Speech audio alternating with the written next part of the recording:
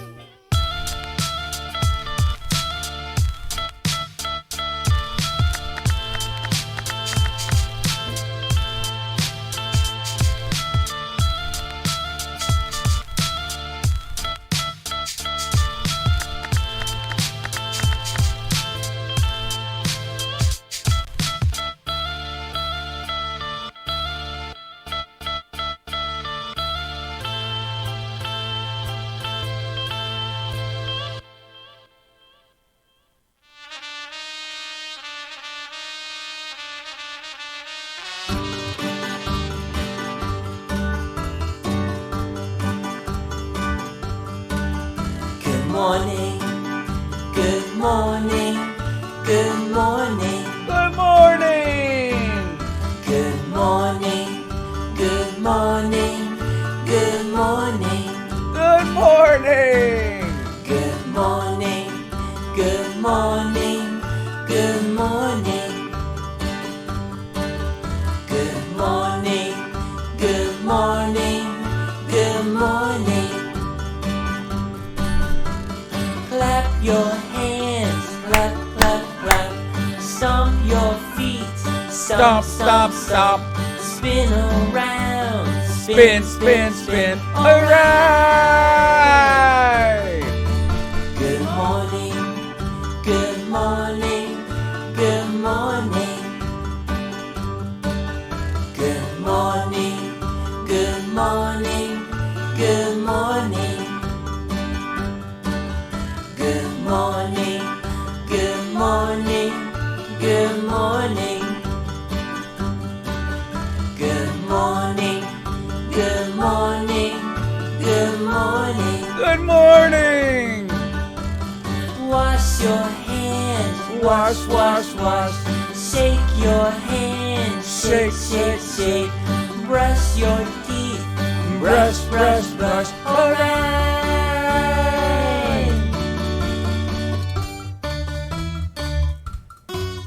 Good morning.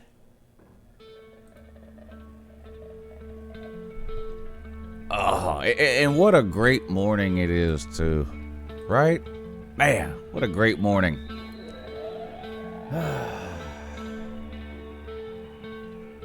Imagine waking up to this every morning, though.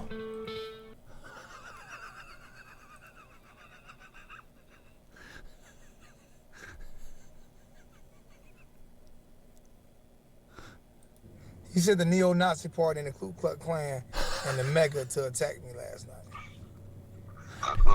Boy, this guy has lost his full mind, ain't he? The guy has lost his mind. What a shame. What a shame. What is it the guy said? What is it that guy said?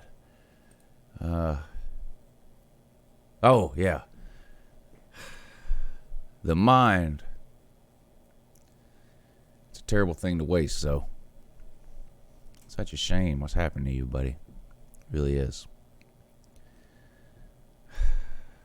That's what losing FIU. When you lose to FIU, that's apparently anyway. That's what it does to people. Anyway, good morning. It's Uncle Lou here. Yeah, that's right. It's me, Uncle Lou. Live for you on LouTube today, and this is the morning show with Uncle Lou. Do this every Monday, Wednesday, and Friday at 8 a.m. Eastern.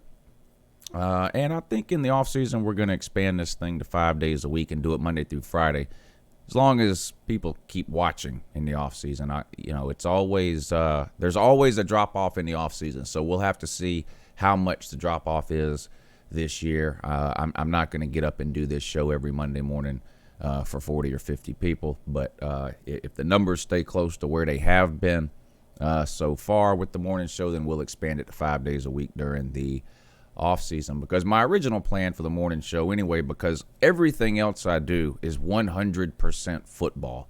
So the idea for the morning show is to still talk about football, especially now when you're in football season. But the idea of the morning show was to talk, to expand a little and talk about some things outside of football, entertainment, movies, whatever happens to be going on, right? And so there'll be a lot more opportunity and time, of course, to do that in the off season when we don't have actual football games to talk about. So right now, the morning shows have still been primarily focused on football. We veer off a little bit. We talked about Christmas movies on Wednesday, but anyway, you get the idea. We'll see how it goes. We'll see how it goes when the off season comes around in that. But morning show right now, Monday, Wednesday, Friday, 8 a.m. Call-in show, Uncle Lou Live, college football call-in show. Tuesday, Thursday night, 10 p.m. Eastern. Saturday morning, 9 a.m. Eastern. And that's the schedule for this week. And, of course, I will be live streaming the SEC championship game over on the Patreon page So if you're a Patreon member, you know the routine by now. Make sure you check the Patreon page. The game comes on at 4, probably start the stream around 3 or 3:30. So make sure you check the page around 3 or 3:30. There'll be a link. You just click the link and it takes you over to the live stream. If you're not on the Patreon page but you want to be, just click the link in the description of this video or any video on my channel down in the description that says support the channel and join the Patreon page. I think we have a TYPER troll calling in this morning. It's always hit or miss with TYPER trolls. You never know. They might sleep in. They might oversleep. They might forget. Maybe they were trolling me. Maybe I got trolled and they're not really going to call. I don't know. We'll see. But 8:15, I think. TYPER troll calling in. If the TYPER troll calls in. If you're interested in being a guest on TYPER Troll Friday, the qualifications are simple. I have to recognize your screen name when you tell me what it is. In other words, you have to have been someone that shows up not all the time, but at least consistently enough during the live shows that I recognize your screen name. And the idea for TYPER Troll Friday is that you don't have a YouTube channel. That we do people with YouTube channels I'm having on Mondays and Wednesdays. So TYPER Troll Friday is people who do not have YouTube channels. We need to get to know some of these TYPER trolls on a deeper level, and that's the whole point of TYPER Troll Friday. So email me at crazyuncle.lou@gmail.com if you fit those criteria and you would like to be a guest on TYPER Troll Friday. Keep in mind that means you have to be available to call in at 8:15 Eastern Time. Okay? Yeah. Do that. That would be great. You want to sponsor the show, you can do that too. Man, the new sponsor, how many saw the live stream last night? The new sponsor last night is amazing, wasn't it? I feel like I should plug them again here just because. North Florida White Trash Fireworks is the new sponsor of the nighttime show for the next couple of weeks. Amazing. If you didn't see that, check out, just watch like the first 5 minutes or whatever of the night show last night. The first 5 minutes after I actually come on and start talking. So what is that, 15 minutes in or something? We'll just watch the first 5 minutes and check out the new sponsor for the night show. It's hilarious. So shout out to you, sir, for supporting the channel. You know who you are. I appreciate that. I tell y'all all the time, I say you sponsor the show. Literally anybody can do it. Now you know. Literally anyone. Literally anyone can do it. Okay, so TUA gave a press conference or an interview or whatever it was yesterday, and he was asked the obvious question, what are you doing? Are you going pro or are you coming back? And to be honest, I was a little surprised by his answer. He said he's not sure yet. Now, this is the type of answer we see a lot of times before a junior season starts, or maybe even during the junior season when you have a player that most people assume are going pro and they ask him and he doesn't want to get into it during the season because he wants to focus on the season, and they give that type of answer, right? And they'll say, I'll make up my mind and, I'll consult with my family, blah, blah, blah, and, pray about it, yada, yada, yada. That's the answer you normally get during the season or right before a junior season. Usually once the season is over, people just come out, or they'll say, well, I'm going to see where I'll land. So I was kind of surprised. Now, I know he had the injury, and I'm sure that will, teams are going to want to look carefully at that and, how much will this affect his draft position and all those sorts of things. But I'm just going to go ahead and tell you right now, I don't see any scenario where he comes back to Alabama. I don't see what he has to prove other than that he's fully recovered from the injury. And I think he can prove that in other ways without risking an entire college season again. I can't imagine him coming back to Alabama. I'm not going to knock him for any decision he makes, whether he chooses to go pro or not. If he does decide to come back, we've seen some players who were projected pretty high in the draft choose to come back. Now, we're seeing it less and less, but we still do see it from time to time. Justin Herbert would have been a first-round pick last year had he came out. He chose to come back. Nick Chubb and Sony Michel. Sony Michel, I think, would have been a first-round pick had he come out after his junior year.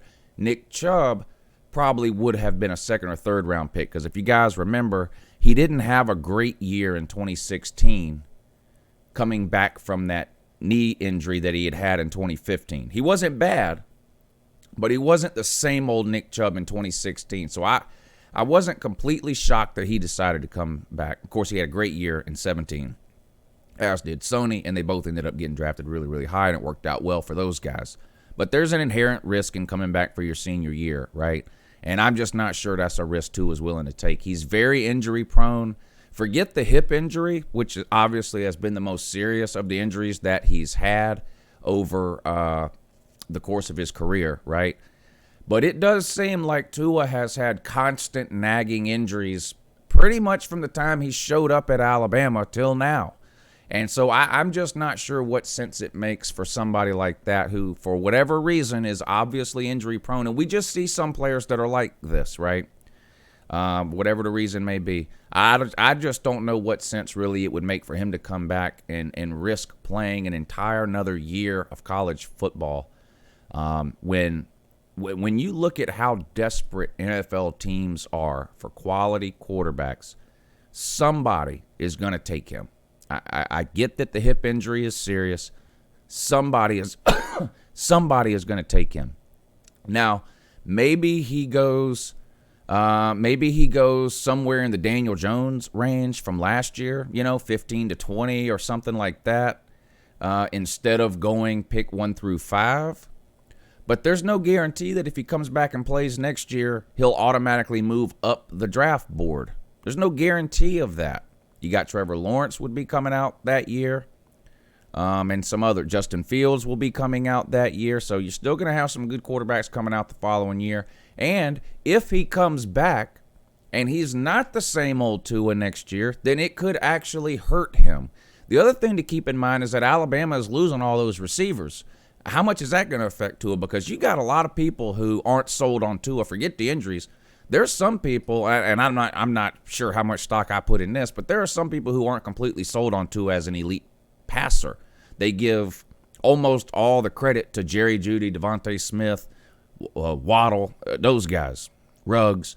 I think Tua is a good quarterback. Will he be successful in the NFL? That's impossible to say. It's always a crapshoot in the NFL. You got some players that light it up in college, win Heisman trophies and national titles, and never do anything in the NFL. And then you have people like Tom Brady, who did nothing in college. The list is a mile long of good to great NFL quarterbacks who were not stars at the college level. So it's a crapshoot. If I was Tua, I'm probably going pro here and not risking another year of college ball. Jay Gom, am I saying that right? Thank you for the super chat, sir. He says Tua has to go pro now. He could be a paraplegic by the end of next season and undraftable. Don't see him being durable enough to last in the NFL. I've been saying that about Tua way before this hip injury, going all the way back to last season. I said I don't see how Tua would ever make it through a 16-game season in the NFL. He can't make it through a 12-game season in college. He's already had, 2 top-secret Tuscaloosa ankle surgeries that no one else knows how to do except the doctors at Alabama. He's already had 2 of those. Now you got the hip. Constant nagging injuries. He wore a knee brace half the season last year. So I have some of those same concerns. A lot of those same concerns. So anyway, what time is it? 8:15. We'll see if the Type Patrol is going to call in. I did remember to find the wrapping paper video to play to for today's moment in LouTube history. So after we talk with the Type Patrol, I'll have the infamous Uncle Lou wrapping paper video for you. Some of you have probably seen it. Most of you have probably at least heard about it or seen people talking about it in the comments before. I'll play the original wrapping paper video. Logan Jackson, thank you for the super chat, sir. If Fields and Lawrence have repeat seasons of this year, next season, who gets drafted first? That's going to be hard to say. I think it would depend on the draft order, because if you look at the success of quarterbacks right now, some of the young ones, Lamar Jackson, Deshaun Watson, Patrick Mahomes, these are quarterbacks who can run around. Now, you can't run around as a quarterback for a living in the NFL, right? So you can see Cam Newton as Exhibit A. Cam Newton's built like a Mack truck, 6'6", 220, 230 pounds, and he can't last running around in the NFL. So you still have to be an elite passer, right? And Trevor Lawrence, of course, fits that. And Trevor Lawrence isn't a statue either. Trevor Lawrence doesn't get enough credit, in my opinion, for his mobility and his escapability in the pocket. No one is ever going to look at Trevor Lawrence and call him a dual-threat quarterback or whatever, but he is mobile, especially for his size. Compare him to somebody like Peyton Manning. Peyton Manning could never run, right? They're built the same way, Trevor Lawrence and Peyton Manning, in my opinion. He moves way better than that. I mean, check his rushing stats. And this is another thing that irritates me. I forget which quarterback it was I was arguing with somebody about the other day in comparison to Jake Fromm and how important it is to have a quarterback that can move around. And I pointed at whatever quarterback it was we were talking about had like 280 yards rushing for the year. And I pointed that out. And they were like, oh, wow, 280 yards. Yeah, that's amazing. Give him the Heisman Trophy or something. Do you have a quarterback that has 280 yards rushing, 300 yards rushing? Do you have any idea how many first downs that is? And guess what down if you see a quarterback with 250 to 300 yards rushing, guess what down most of those yards came on? Third. So instead of a quarterback who will throw it away or take a sack on third down because he's completely immobile, having a quarterback that can scramble. I'm not even talking dual threat here. I'm talking Trevor Lawrence. I'm talking Joe Burrow. I'm talking Sam Ehlinger. Do you have any idea how many extra first downs that is over the course of a season? And most of those are coming on third down. That's a lot of extended drives compared to somebody like Jake Fromm, who last year had a total of negative 30 yards rushing for the year. Let's see if this is the TYPER troll in that. Yeah, good morning. You're on with Uncle Lou in that. Good morning, Lou. How you doing today? I'm doing great. Identify yourself for the record. My name's Alex. I'm in the comment section. I'm an LSU fan. Okay. Now, your name in the comment section is Alex, too? And also? Yes. Okay. Great. And you're a corn dog, is that correct? I am. And I'm proud of it. I would imagine you are. Well, this year I am. Sometimes when we lose 29-0 at home, it's not the greatest, but What about when you lose to Troy on homecoming? yeah, that was pretty bad too. Yeah. Hard to believe that was just 2 years ago. It was. Yeah. So, I mean, it happens to everybody. All right. Well, let's do this. We'll talk a little bit of football in a minute, since you're an LSU fan, and obviously big game tomorrow, Georgia and LSU. So we will talk about that a little bit. But first, let's get to know TYPER troll Alex. So you're an LSU fan. Why? Born and raised in Baton Rouge. Okay. Graduated there in 2013. Oh, so you went to LSU then? Correct. Okay. And I'm assuming you went to a bunch of games while you were there, or at least some? We had family season tickets for 50 years. Oh, okay. So you've been going to games forever, not just when you were a since I can student. remember. Yeah.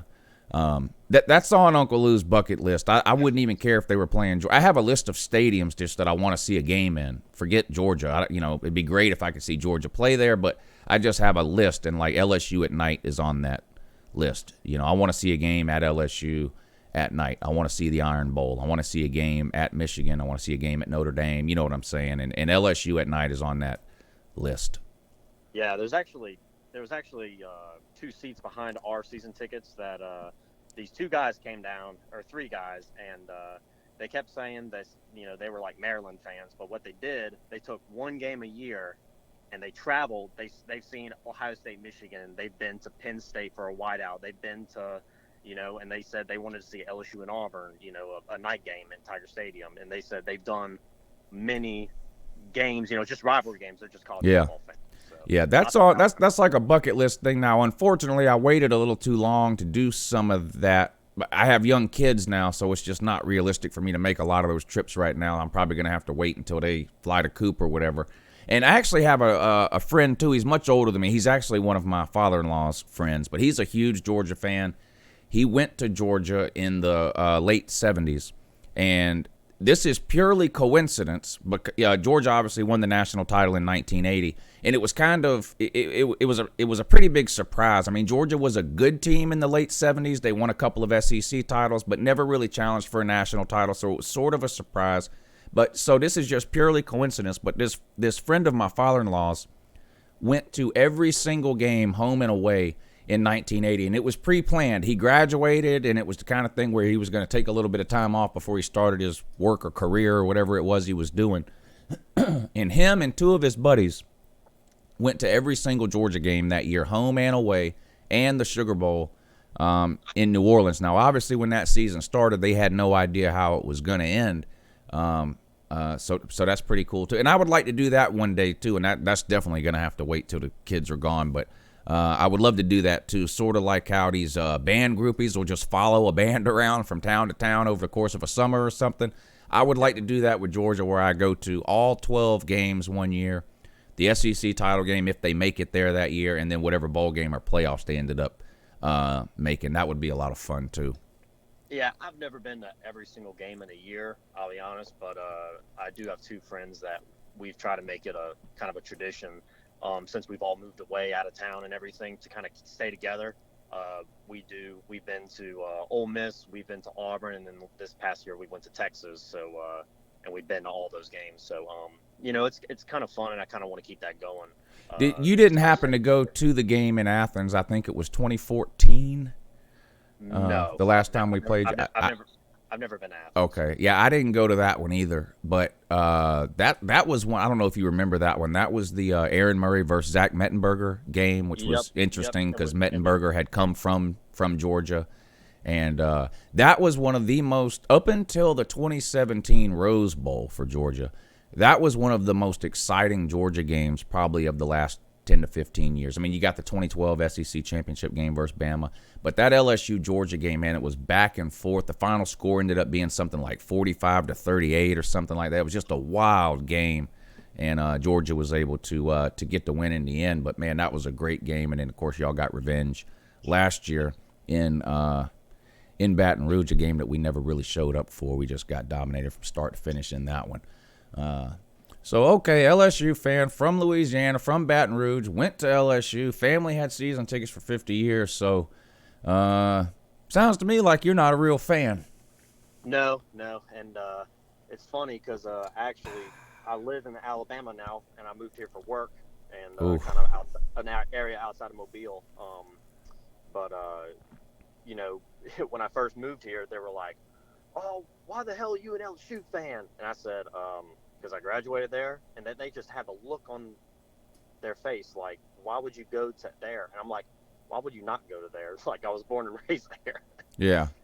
It just kind of like they couldn't fathom anything else but Alabama. Yeah. So it's just kind of funny how culture changes throughout the country. But you don't have to answer this if you don't want to, or maybe just say what part of the state that you live in Alabama if you don't want to give the city. Is it a big city? Do you live in the boonies? You know where you went out of that cruise out of Mobile, correct? Yep. It's on the other side of the Mobile Bay. Okay. So, I mean, you were 15 minutes away from there. So. Okay. But yeah, I live on the Gulf Coast. Oh, nice. Are you in the oil industry? No, the electrical sales industry. Okay. I'm a manager, so. Nice. All right. So you sold cell phones. I sell light bulbs and building stuff. So. Oh, okay. Yeah, I did the cell phone thing for a long, long time. Some interesting times there. When I first started, I've told this story before, but I first started selling cell phones in 1998, and back then, you actually had to sell people on the idea of just having a cell phone. Like, people, like, why do I need that? Like, now, as time went on, you didn't have to do that. It was just, telling people, describing the phones and letting people pick which one they wanted. Everyone wanted one. But in the beginning, it was like, it would be like trying to sell solar roof panels now. Like, you really have to convince somebody why they needed a cell phone. It was crazy back then. Yep, I remember when my dad had a car phone in his car when he owns his insurance agency, but he had a phone in his car, and I thought that was the coolest thing. And then they got the cell phone, and I was like, what the hell, Altel? You know, Yeah. just fun. Hey, by the way, Lou, just to let you know, Bama is ranked 11th. No, that's Auburn. The Bama's ranked 12th. Oh my Right God. now. Hey, how is that possible? How's that possible? I think it's pretty alarming. It is alarming. I mean, I could not have picked a better word. It is alarming. Oh my God. Lou, no one here wants to talk about college football now. Everybody is into Christmas and the farmers market, and it's just funny how couple of weeks will change somebody's tune. Yeah. Hold on 1 second, and I'll get right back with you. Take the trash out real quick. Yeah. Let's see. Yeah, there we go. Let me know when you figure out how to work YouTube, buddy. I know it's hard and complicated. You claim you didn't do this and you didn't do that, so But anyway, it's not that hard to unblock somebody. So figure out how to do it. Google it. Ask somebody with some sense to show you how. Something I don't know what to tell you. Or do another live stream. Beg for more money to get your laptop fixed. That's what you keep saying. Please donate. I got to get my laptop fixed. I can't go into my YouTube. You can do it from your phone, clown. So figure it out. It's not that hard. And unblock Uncle Lou from your channel. Grow a set, buddy. All right. Sorry about that, Alex. I had to handle. I thought I was the troll today. No. Well, technically, you're the featured TYPER troll of the day. All right, I got a couple more questions, and then we'll talk about tomorrow's game. You've been to a ton of LSU games. What's the best LSU game you've ever been to? The one you had the most fun at, the greatest game, whatever. Maybe it was a big comeback, whatever the case. What's the one game for you? To be honest, the game that surprised me the most of how we performed was last year's Georgia game. We were a big underdog, and y'all came out flat. Y'all played y'all's worst game of the season. We played our best game of the season. We pretty much did whatever we wanted to. So that was like the best game, like how we outperformed our expectations.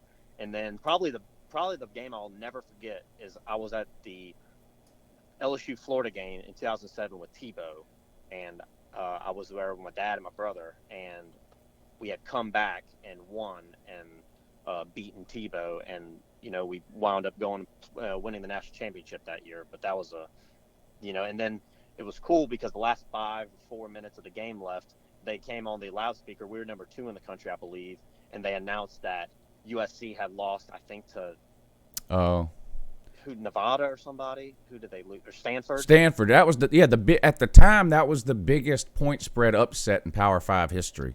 Southern Cal was like a 45-point favorite in that game and lost. Yeah, I remember that. They announced that, and we knew we were going to be number 1 if we won this game. The stadium just got even louder, and it stayed that way the rest of the game until we had won. So I'll never forget that. Was that the famous Tebow cell phone number game? It was. Yeah. It was. Okay. That kind of stuff happens all the time now, but when it happened then, it was, like trolling was in its infancy stages back in 2007. But for those of y'all watching, if you remember, that was somehow the LSU students, I guess it was the students, got a hold of Tim Tebow's cell phone number the week of the LSU Florida game, and I guess they just brutalized him all week. Calling him and texting him and stuff like that. But anyway, I remember that was all over the news back then. That kind of stuff happens all the time now, but back then, that was sort of a new thing. Yep. It was. I remember getting group chats from all of our friends and my fraternity brothers and everything. I got his number like 60 times on my phone. I mean, everybody was pumped for that game. Now tell the truth. Did you call him? I did not. Okay. Good man. I really did. All right. I figured there'd be 1 or 2 more people ahead of me that tried to call him before. Yeah. All right, you're an LSU fan. Does anything worry you about this game? I'll tell you the one thing that worries me, to be honest, Lou. The media so I've been watching college football live or whatever in the ranking shows, and they're trying to say who can afford to lose and still go to the playoffs, and they said Ohio State and LSU, possibly Clemson, and that worries me about this game because that team, a team if they, kind of like Alabama, if they drop one game, they can probably still backdoor into the playoffs. So it's really not that big of a deal. And the same thing with here, we can drop this game and probably still make the playoffs as long as we don't lose by 30 points. Yeah. But that worries me. We cannot come out flat on the second half like we did against Bama, Texas, and Florida. You'd have a comfortable lead or whatever in the first half and then come out flat and just allow the other team to come back and get a couple of drives, and then it's a 7-point, 10-point game early in the fourth quarter. So that's kind of what worries me. This is a question sort of along those same lines, and it makes it even more interesting that you're an LSU fan, only because I hear this from a lot of LSU fans. Do you buy into at all any of the I guess conspiracy theories over the last few years that the SEC or the referees, or however you want to put it,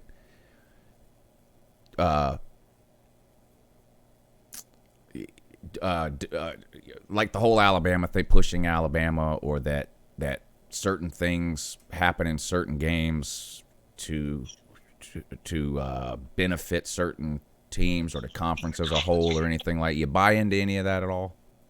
No. Okay. The reason I ask is because I forget who I was watching, and I think this was actually on TV, not YouTube, which is weird because I don't watch a lot of college football news shows on TV, but for some reason I think this was on TV and this came up. Making the college football playoff obviously is worth millions of dollars to the SEC if they get one team in. If they get two teams in, it's worth twice the amount. And they were putting forth the conspiracy that, like you mentioned, LSU is probably like 99.999 they're going to get in, win or lose in this game. And they were putting forth the conspiracy theory that the SEC and even LSU would be in on this conspiracy to purposely lose so that the SEC could get two games into the playoffs. Now, I've never bought into any of that. I think if you pay close attention to any college football game, especially games that end within one score, there are always plays you can point to say, well, the referee, the referee didn't have to call that, or he should have called that and he didn't. Anytime it's a one-score game, one or two plays can make a huge difference. So I think that's where a lot of that comes from. I've never bought into the conspiracy theories about pushing certain teams or conferences or anything like that. It just was curious because a lot of LSU fans, the one loudmouth nitwit that has a YouTube channel that I used to watch, that's all he talked about for years. And now I think he's singing a different tune now. I think now he thinks the SEC is legit, but he used to think that it was just pushing Alabama. Yeah, the latest one I heard about was when LSU lost that crazy game to Texas A&M last year, and they said that LSU, it's one-sided. They've won 7 in a row since they've joined the SEC, and they need to make it more of a rivalry because, not much of a rivalry when you're 0-7 against somebody. So that's the whole thing that I heard about, that they try to, house, and it gives me heartburn every time I think about it. Yeah. I mean, my thing always is this, and this is sort of the case with almost any conspiracy theory nowadays, but particularly in football. Just think about the number of people that would have to know about it ahead of time, agree to it, and then be directly involved in it in order to even pull anything like that off. You would have to have, I assume, the SEC commissioner, the referees, the ADs, the coaches, the players. I mean, because in the end, that's who's winning and losing games. In the end, is the players, right? Like the SEC can have this plan all they want for LSU to lose this game, so the SEC can get two teams in. But if the LSU players show up and go, We're not doing that. We're here to. These kids are trying to make it to the NFL. Joe Burrow's going to go out and purposely throw interceptions or incomplete passes so that Georgia can get into the playoffs. No, stop. Like, it's just the amount of people that would have to be involved to pull that kind of thing off is just makes it all unrealistic to me. Yeah, no, I don't buy into any of that. Yeah.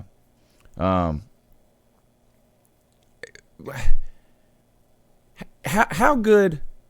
Let me ask you this: is Joe Burrow a better quarterback than Joe Brady is an offensive coach? In other words, Joe Burrow was okay last year. So, is it the chicken or the egg? Ooh, good question. I think that Joe Burrow had the potential, because at times you could see and be like, damn, he was good. And then there were some times where he would throw, like, under pressure. The Florida game, he threw that interception and kind of iced the game for us last year. I think it's more of a correlation, not a causation. I think Joe Brady gives him all the tools and puts him in a position to have him expand his, kind of horizon and get the most out of a player. Because, we had Jefferson last year. We had Edwards-Helaire last year. We had a tight end named Moreau last year. But, all of them were okay. Jefferson was good last year, but that's so comparative. Now the numbers, the whole offense is just clicking on all cylinders versus, what it was last year. Yeah. So, it's not even just the quarterback is doing good and everybody else is, a little bit better. It's the whole offense. I think it's more Joe Brady, to be honest. Yeah, you know what I think it is sort of the answer there?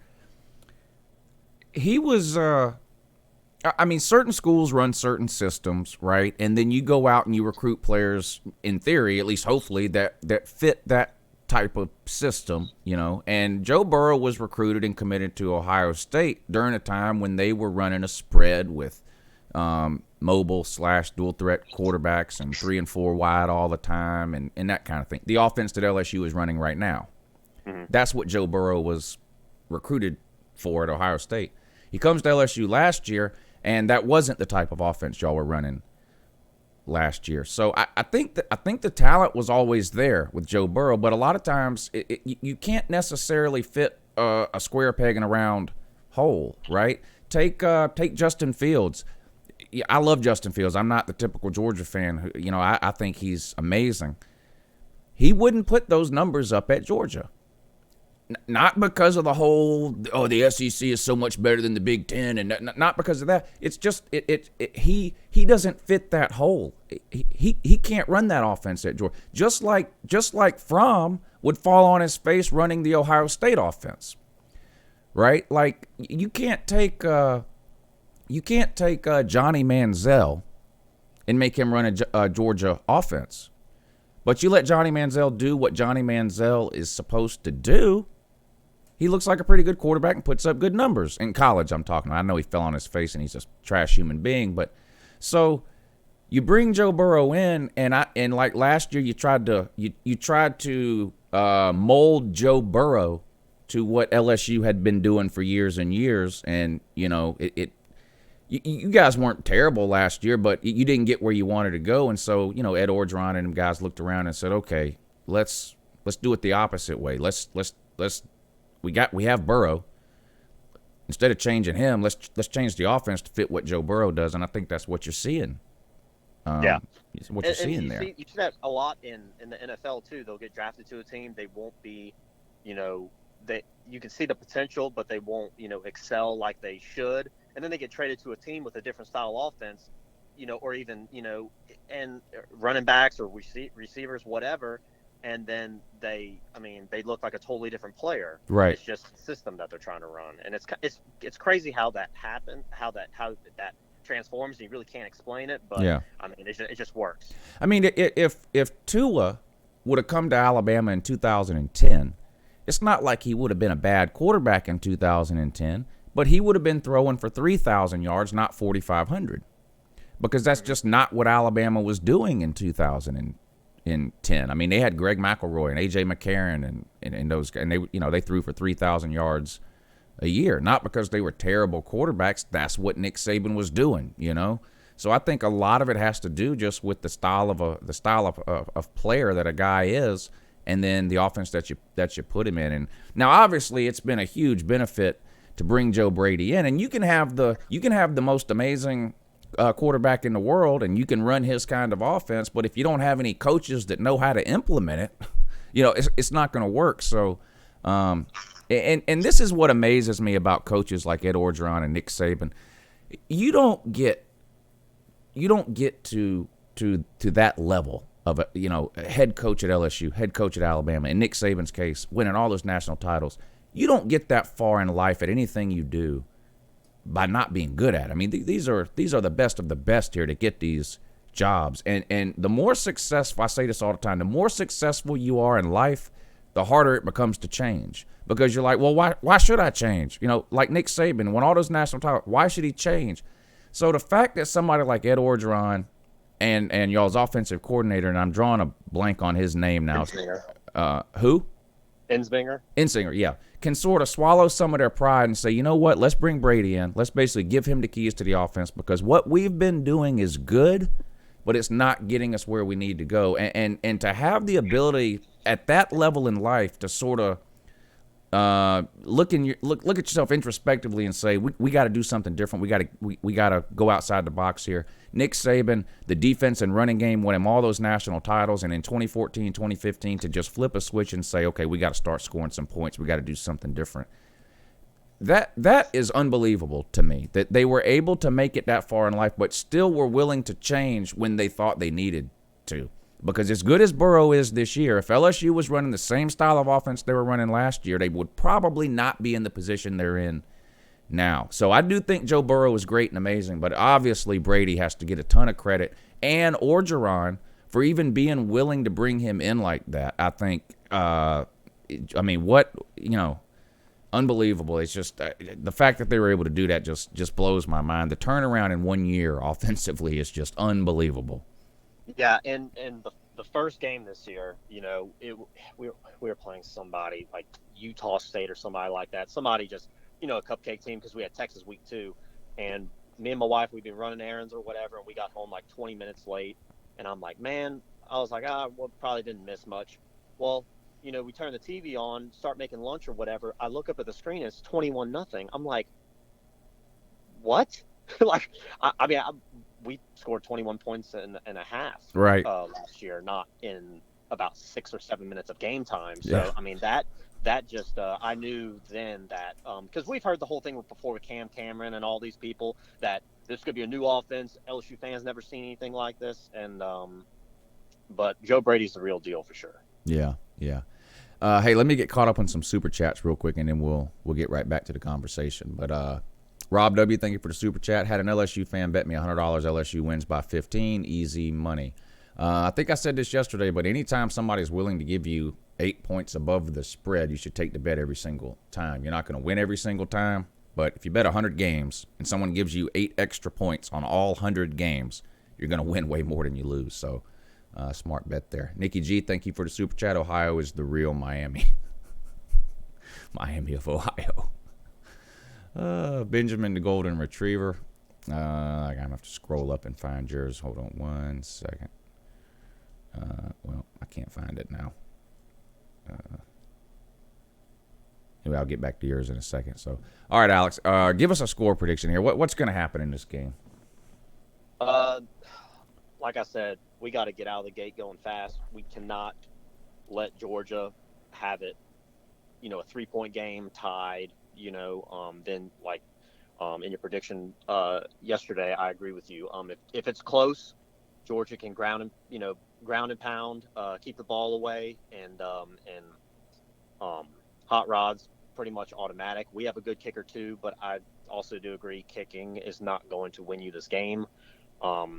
If LSU gets ahead 10 or more points, I think it's going to be over because, I don't think anybody in the country, if LSU and Ohio State were playing and LSU was up by 10 points, do you think Ohio State and Clemson could have the horses to come back?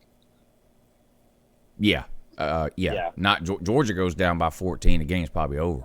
Yeah, that's what I'm saying. So I mean, if it's late in third quarter, start of the fourth, and it's 24-21 or 24-20 or something like that, it's going to be a probably last possession game. But I think LSU has to get off, the start line really quick and pull away from that defense and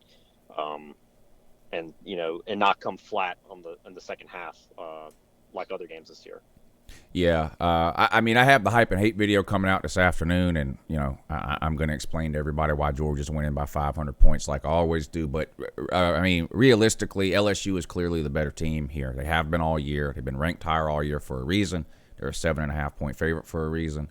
So I think it's the typical sort of scenario when you're a 7-point underdog if you're Georgia playing a team like LSU. We have to play keep away.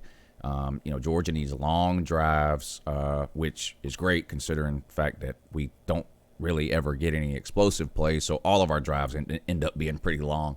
But we need to do that, try to keep LSU off the field. Georgia cannot turn the ball over and give LSU extra possessions. Even if our defense plays really, really well and is holding you guys the majority of the time. In other words, only, if we're giving up 14 in the first half instead of 28, that would be great. But if we're giving you extra possessions, no matter how good the defense is playing, it's just not going to hold up over the course of a game. Georgia needs to probably get a turnover or two as opposed to giving LSU any extra possessions. And then the typical things, if Georgia can make something happen on special teams, anything like that, I think would have to happen on top of Georgia playing its best game of the year offensively in order to win this game. I do think Georgia's defense is absolutely elite. But if we do what we did a lot of the times this year, drive the ball down the field and punt at the 50-yard line or settle for a field goal, I don't see a way Georgia can win. And I'm hoping the coaching staff agrees with Uncle Lou. I would expect Georgia to go for it on a 4th and 1 on the LSU 40, for example, instead of trying to kick a field goal. I think this is the perfect case, Lou, about the unstoppable man versus the unmovable blob. It's kind of just what is going to give out first. Yeah. I think it's going to be a really good game, and my official prediction is going to be LSU 34, Georgia 24. I think you're going to be able to score some points. I just think Joe Burrow's they're going to figure out a way using Edwards-Helaire, Jamar Chase, Jefferson. Yeah. They're going to figure out how to – I think it's going to be close up until like 8 minutes left in the fourth quarter, and then LSU's going to get that one offensive play to ice the game, make it a 2-score game, and then just Georgia's going to kind of panic and just not going to figure out a way to get back in it. Yeah, that was sort of what happened in the Florida game. I mean, it was sort of a 1-score game most of the way, and then LSU got that stop in the end and that was completely – I mean, Dan Mullen's an idiot. Kyle Trask was playing really well in the fourth quarter of that game. He drives Florida down, scores a touchdown. They hold LSU on defense. Florida comes back out on the ball, and they put Emory Jones in the game instead of leaving Trask out there who was red hot, and they ended up punting. And you guys ended up winning by 2 touchdowns. If LSU scores 34 or 35, I think they'll probably win the game. I said that, talked a lot about that yesterday in the preview video. I see this game a lot like I saw the last 2 Georgia versus Alabama games. I mean, Alabama was scoring 40 or 50 points. Georgia's defense played well enough, I think, to win the game both times, and the offense just fell apart in the second half in those games. Georgia scored 3 points and 7 points, respectively, in the 2 second halves against Alabama the last 2 years that we played them. And if we score 3 or 7 points in the second half against LSU, we'll lose again on Saturday. The defense, I think, has got to try to keep LSU at 28 or under, and the offense has to just hope that they can get enough to win a close game in the end, like you said. So that was going to be my question. So you think if Georgia has the best chance to win if they keep LSU at maximum 28 points? Yeah, I mean, I see some Georgia fans talking about the 2017 LSU Oklahoma game where whatever it ended up being 52-48. Number one, Yeah, LSU's defense has taken a step back. It's not as bad as Oklahoma's in 2017. And number two, Georgia's offense isn't nearly as explosive in 2019 as it was in 2017. You look at that Oklahoma game, it seemed like every time Nick Chubb or Sony Michel touched the ball, they were running for 40 yards. That's not going to happen against LSU. It's just not. We won't win that type of game against LSU. I think it's got to be more like the Alabama game from the last couple of years where both those games, we made both those quarterbacks look like they had never seen a football before. Both the starting quarterbacks. Of course, we all know what happened when they put the backup in each year. There's no sense going down that road again. But, we were all over Tua last year from the time that game started. He that's the worst I've ever seen him look. And we got to come up with a way to do that here. But if LSU gets into the third, Georgia's only scored more than 30 points against two Power 5 teams all year long. And it's probably the two worst that we played, Georgia Tech and Tennessee. Those are the only two Power 5 teams Georgia has scored over 30 points against. Vandy, we scored exactly 30. Every other Power 5 team we played, we scored less than 30 points. And so I just don't think we're going to miraculously figure out how to move the ball up and down the field this Saturday. I think Georgia's probably going to score in the 20s again, maybe the 30s if they get a couple of turnovers or a special teams deal or something. But I don't see any scenario where Georgia wins this game 45-40 or something like that. I think the defense is going to have to hold LSU in the 20s, and the offense is going to have to just scratch and claw for enough points to try to win the game.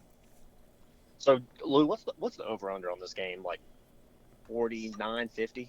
My guess would be that it's close to 50. I'll look it up right now. LSU's a 7.5-point favorite, so I'm guessing that they're looking at like a 35-28 type of score, which would be 45-55. Let's see. I'll just look it up for you. Come on.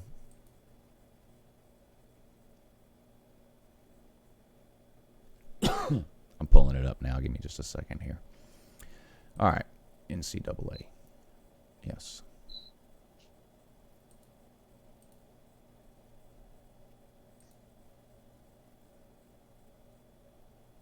All right. Georgia versus LSU SEC championship game. The over-under is 55.5. Ooh, that's a pretty good line. And I could see it going.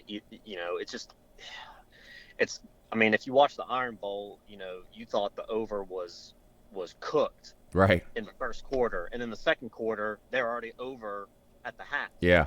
So I mean, it's just kind of what kind of game it's going to be. Is it going to be kind of a, hey, keep up with LSU offense, or is it kind of, grind it out? How can we try to beat Georgia's defense kind of game? Yeah.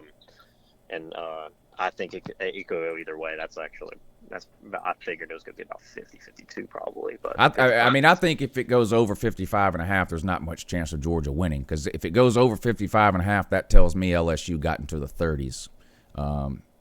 55 points, that would be 34. What is that? 34-19, 34-20. 34-20 would be 54. That would be under but obviously the less points that are scored in this game, the better of a chance Georgia has to win. Because, it's just everything has been a struggle for Georgia this year offensively. Even the running game, as good as our offensive line is, and DeAndre Swift and all that, it's just everything seems so hard for Georgia on offense. And it's been frustrating as a Georgia fan, because the talent is there. Your third-year starting quarterback, multiple five-star wide receivers, 5 stars up and down the offensive line, 5-star running backs.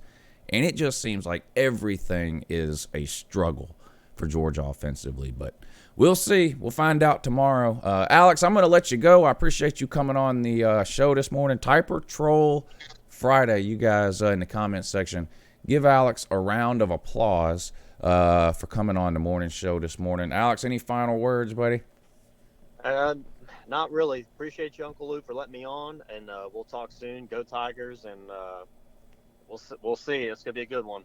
All right, Alex. Good luck. Good luck, and we'll talk to you again soon, I'm sure. Thank you, sir. LSU fan Alex calling in this morning. The special Friday TYPER troll guest seems pretty reasonable. I mean, not one of these people in the comment section talking about LSU is going to win by 50 and all these kinds of things. Seems like a reasonable enough guy. Chess Hall, thank you for the super chat, sir. He says, "Good morning, sir.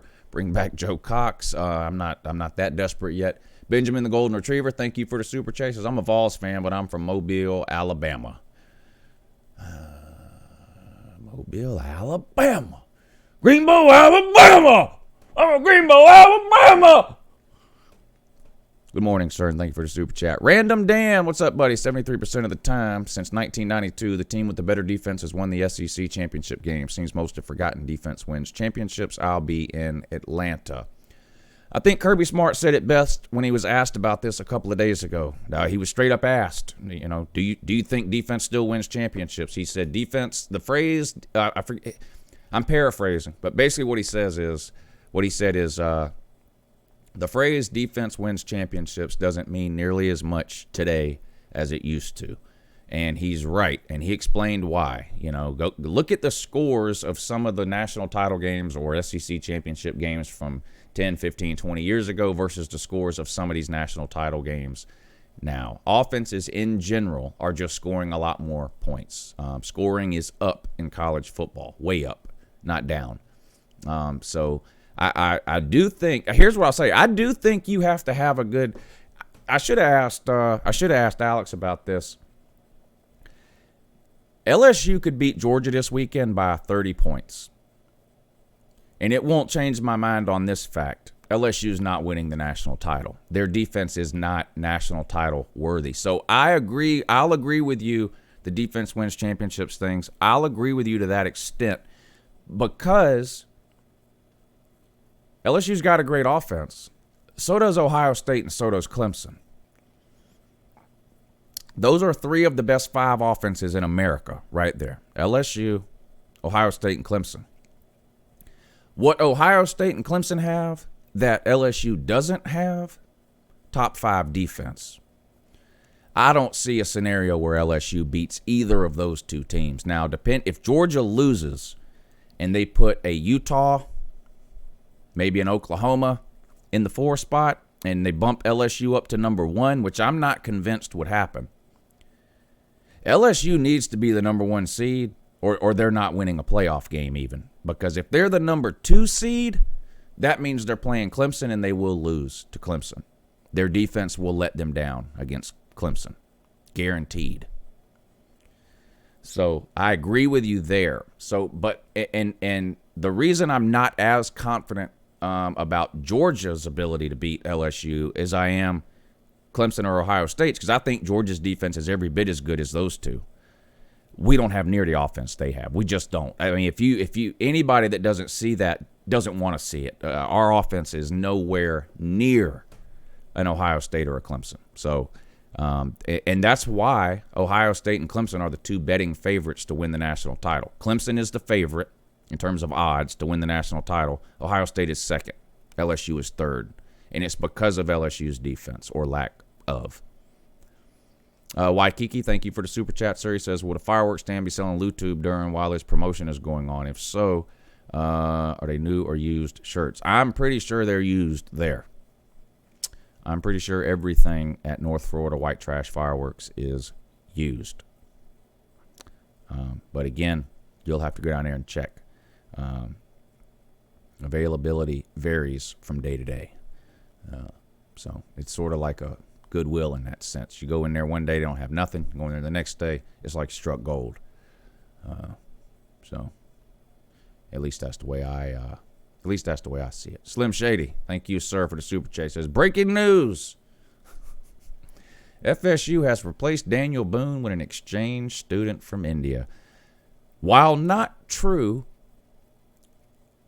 that would be the next funniest thing other than what they're currently doing, which is dressing up some poor white frat boy as an engine and throwing him out on that show pony and making him throw that flaming toothpick in the ground before they lose every week. they obviously refused to get a real engine, a real Native American. So the next funniest thing would be if they got so confused they went and got someone from India. That would be the next funniest thing, for sure. All right, here's what I'm going to do, because I had such a great time talking with our TYPER troll guest this morning.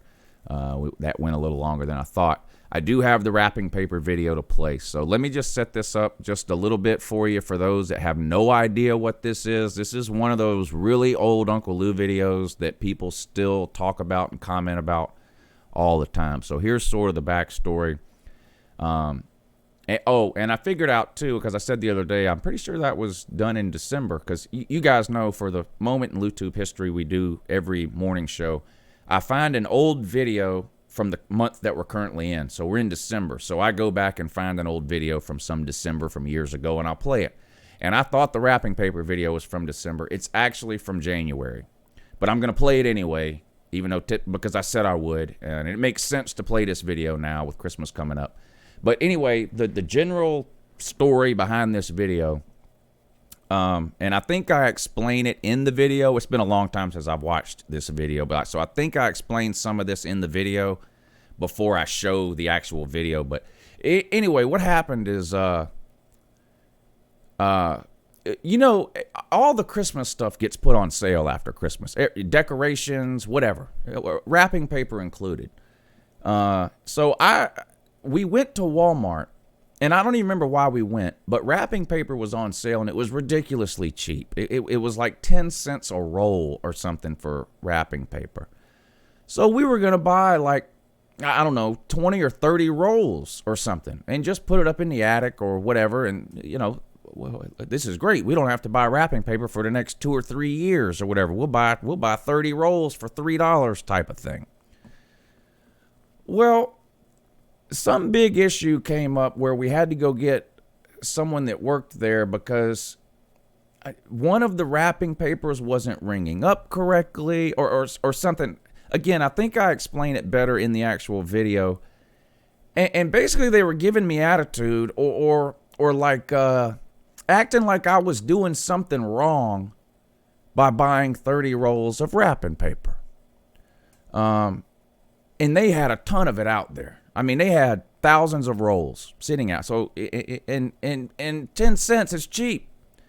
Anyway, they made me feel some kind of way about the fact that I was buying 30 rolls of wrapping paper. So, I bought every roll in the store. Every single one. Thousands. And they had to ring up each roll separately because every different pattern of wrapping paper had a different SKU. It ended up being a huge thing. It took 3 or 4 hours. They closed off the entire garden section. The entire garden section of Walmart. They closed it off. They brought 3 cashiers into the garden section. And for 3 hours, those cashiers sat there ringing up my wallpaper while I sat there staring at them. They had forklift drivers bringing in pallets of wrapping paper. And I bought every damn roll they had. So I showed them.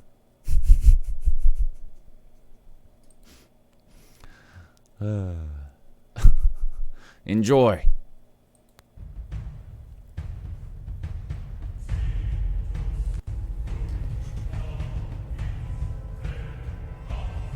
Good morning, Uncle Lou here. It's me, Uncle Lou, live on LouTube for you people.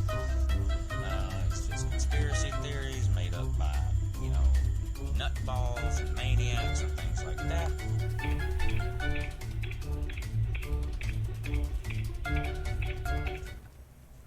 Good morning, Uncle Lou here. That's right, it's me, Uncle Lou, live on LouTube. Thanks for watching. This, don't tell me what I can or can't do edition here, of the Uncle Lou Show. Yep, Uncle Lou, made my weekly trip to Walmart yesterday. I've talked about Walmart in my videos before. but it's one of my favorite stores. Yep. So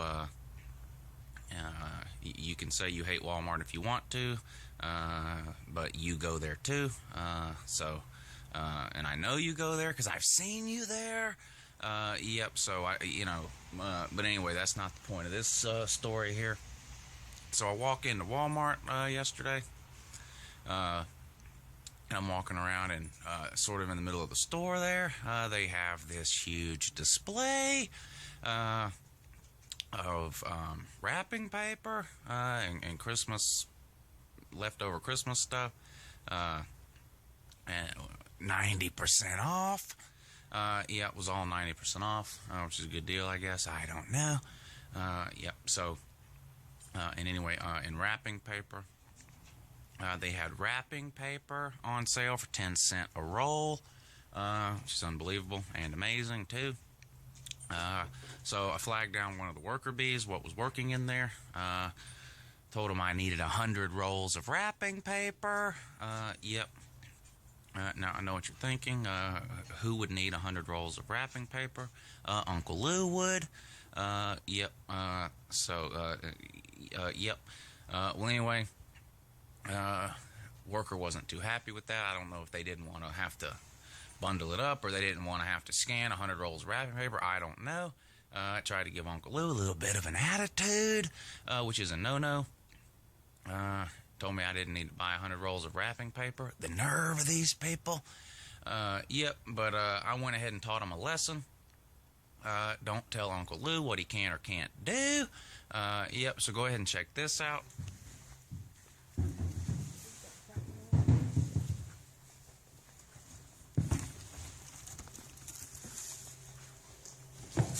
Uncle Lou here. There's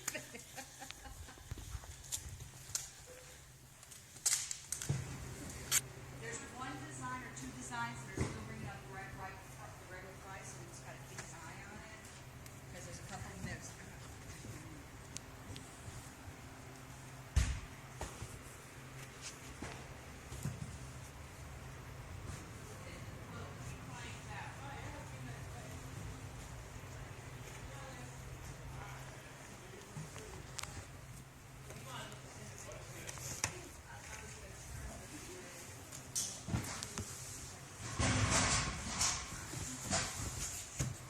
Look at this. It's ridiculous. Slap full.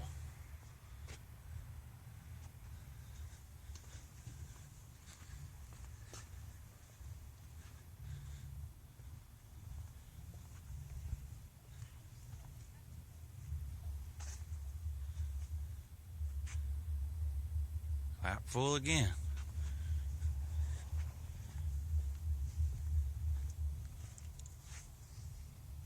Well, you can't see in there, but it's full though.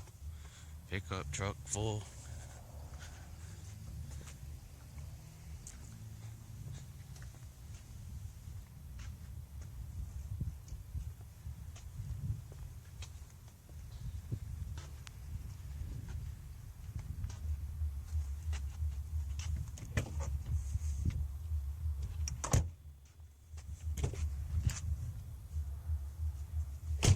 And the bad part is that's not even all of it. Look, they're still bringing it out. Just pallet after pallet after pallet.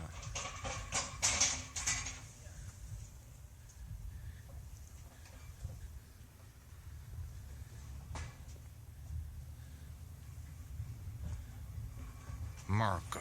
That's right. Never underestimate the power of Uncle Lou. Yep, they told me, tried to give me a hard time because I wanted to buy 100 rolls of wrapping paper. So I bought every roll in the store, every last roll. They had it in about 9 different places throughout the store. I got the manager, told him I wanted to buy every roll, and that's what I did.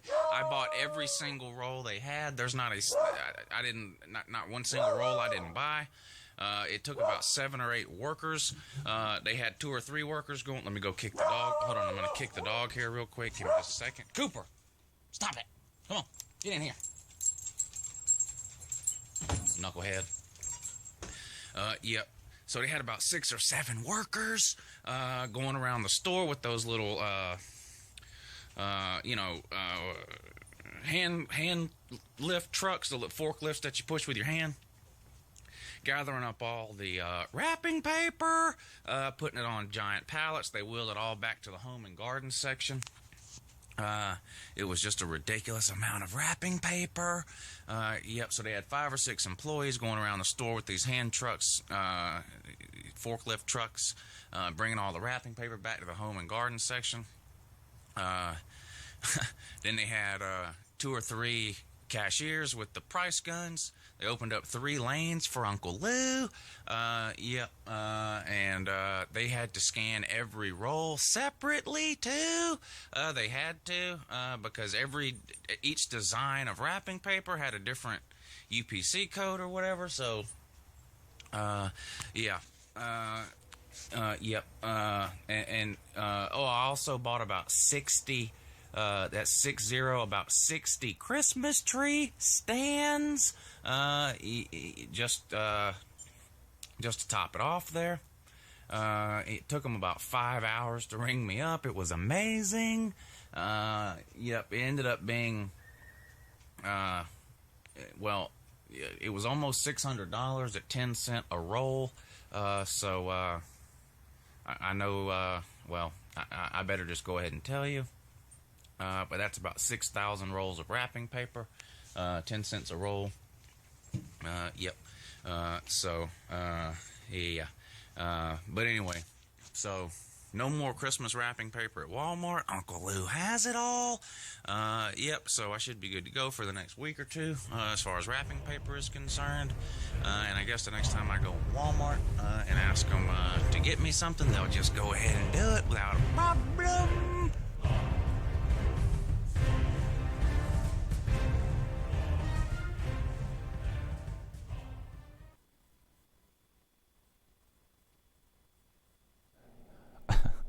I'm not sure if that's something I should be proud of or ashamed of, honestly. I don't know which. So I guess it was $600. For some reason, I thought I remembered it being $800, but I think in the video there I said it was $600.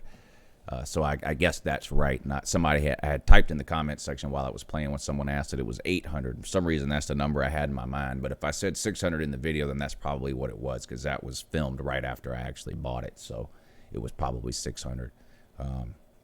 And I had forgot about the tree stands too. And we sold the tree stands, I think. Well, we gave a bunch of them away. Like anybody we knew that wanted one, we gave them one. And I think the tree stands were $1 or something. I think the tree stands were $1, and we sold a bunch of those. But anyway, yeah, I don't know if that's something.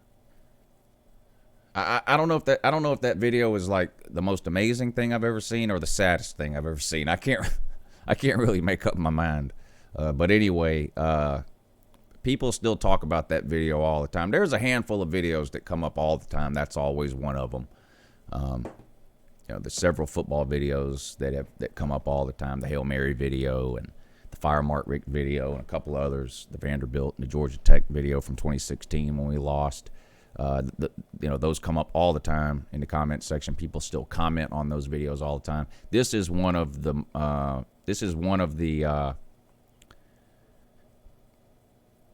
pre-football videos, because I've told you before, when I first started this channel, it wasn't a football channel. So that's one of the only pre-football videos that people still comment on all the time. There's another video I made about Walmart and fat people who ride around in the electric carts, and they're not handicapped, they're just fat, and how much that pisses me off. That one still gets commented on all the time too. I'm trying to think if there's any of the other really old ones that still get comments. I don't. Those are probably those are probably the 2 videos from way back in the Uncle Lou archives that get commented on the most. That wrapping paper video and the rant video I did about fat people who ride around in the electric carts. People comment on those all the time. I think Walmart is probably in the title of both of those videos, so a lot of people probably see those 2 videos who aren't subscribed to Uncle Lou. They just happen to stumble across them for whatever reason, and so they still get comments a lot. Those two Walmart videos. But anyway, I appreciate you guys tuning in. Let me get caught up on some super chats here before we end the show. Bill, thank you, sir, for the super chat. I appreciate that, buddy. He says, great teams find a way to win. Georgia's defense keeps it close in the first half. Then George Pickens comes out in the second half and has the game of his life. 31-27 Dogs from Moultrie, Georgia, yelling "Go Dogs" from down in Clearwater, Florida. Yeah, it's a shame that we don't have Pickens for the first half because he's probably our most dangerous weapon at wide receiver, at least in terms of taking the top off of a defense. I like Blaylock and Robertson too, but we're gonna miss Pickens. Chess Hall says, do you still have some of that wrapping paper? Yes. Of course I do. Of course I do. Who has the wrapping paper played? You know that wrapping paper ain't played nobody. The Walmart workers tried to play me and they lost. They lost. I didn't mention this in the video either. I thought I did, but I didn't. The manager. See, it was the workers who were mad at first because we were buying. I think it was 100 rolls or something we were going to buy, and they got an attitude about it. So that's when I said, well, if you want, I'll buy it all. If you're going to complain about 100, I'll buy all, and you can be here for the next week ringing this stuff up, and that's what I ended up doing. So it was the workers that were mad. The manager was happy as hell. The manager gave us a $100 Walmart gift card just for buying all their wrapping paper. He was so happy to get rid of it because he said, apparently with Walmart's Christmas stuff, they put it on sale after Christmas, and they only have a certain amount of time to sell it. If they don't sell it, then they have to pack it all back up, put it on a truck, and ship it back to a Walmart warehouse somewhere. And I guess he has to, his store has to pay workers to do that or whatever. And so he considered it a favor that we bought it all. And he actually gave us a $100 Walmart gift card, redeemable only at that store, just for buying all that wrapping paper. But anyway, so that's the wrapping paper video that gets talked about all the time.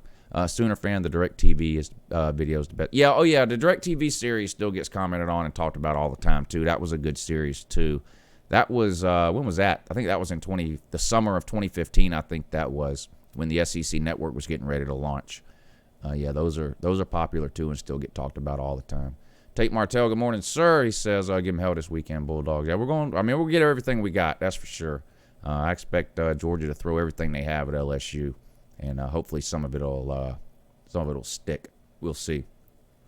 Anyway, appreciate you guys tuning in this morning to the Uncle Lou Show live. Today's Friday, so that's the last morning show for the week. Of course, we do have the call-in show tomorrow morning at 9 a.m. We'll talk about all the championship games, including the LSU versus Georgia game, but you got, of course, the other ones too. Don't forget tonight. You have what do you have tonight? Oh, you got the Pac-12 game tonight, Utah and Oregon. I know it's the Pac-12, but listen, this does have playoff implications. If Georgia loses, it's possible Utah gets that 4 spot. So Utah, another team that has everything on the line tonight. I don't always watch the Pac-12 title game, I'll be honest, but I'm going to watch it tonight. I'm sure some of you will. I'm sure some of you will too. So we'll talk about that tomorrow morning at 9, and the rest of the games coming up tomorrow. Georgia, LSU, Ohio State, Wisconsin, Clemson, Virginia, and Oklahoma, Baylor. Oklahoma-Baylor game interesting, too, for the same reason that the Utah game is interesting. Possible playoff implications there. And if Georgia loses and Baylor loses, that's probably who's playing in the Sugar Bowl, Georgia versus Baylor. So anyway, appreciate you guys watching. The Hype and Hate video will be out sometime later today. Y'all have a good morning.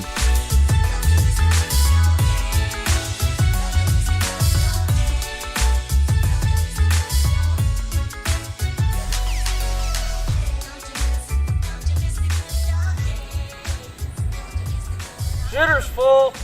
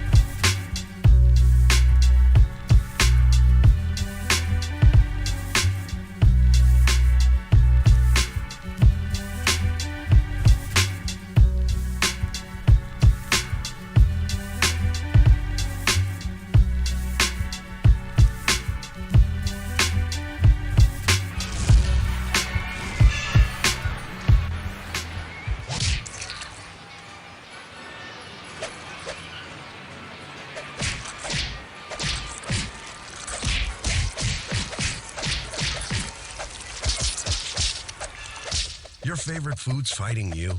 Fight back fast with Tums. Calcium-rich Tums goes to work in seconds. Nothing works faster. Fights heartburn fast.